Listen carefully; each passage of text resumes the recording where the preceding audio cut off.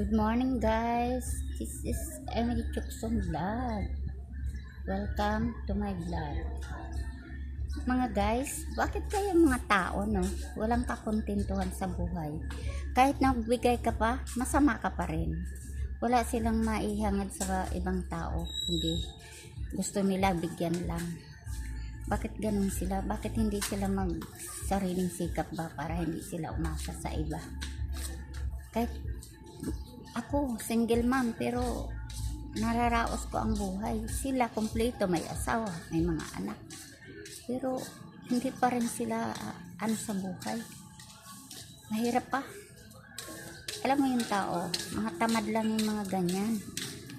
Kung sila magsikap, uunlad buhay nila. Hindi sila aasa sa iba.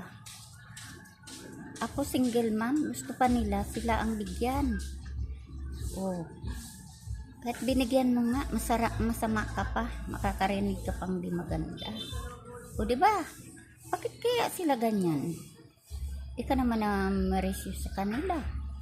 Diba? Bakit may mga taong ganyan? Tayo, nagpakahirap tayo para sa ating pamilya, hindi para ibigay sa iba. Kung may sobra tayo, di magbigay tayo. O diba, di masama yung magbigay dahil pinagpapala lalo.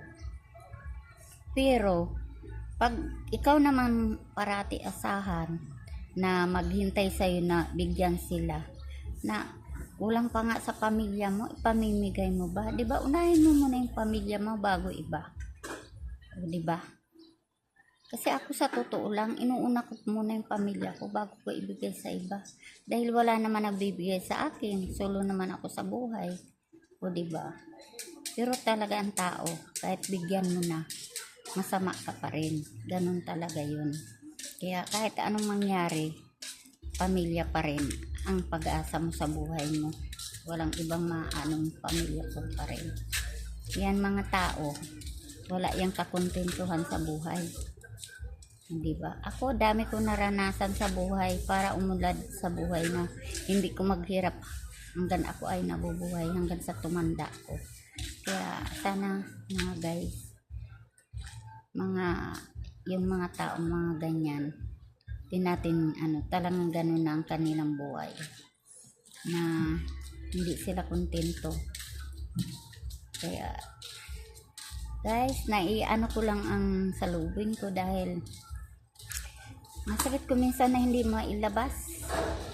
O dito ko sa social media na ilabas ang masakit ng aking damdamin. Kaya thank you sa kung kayo ay makinig sa aking hinain. Thank you. Thank you for watching. Don't forget to subscribe and share my vlog. Thank you very much.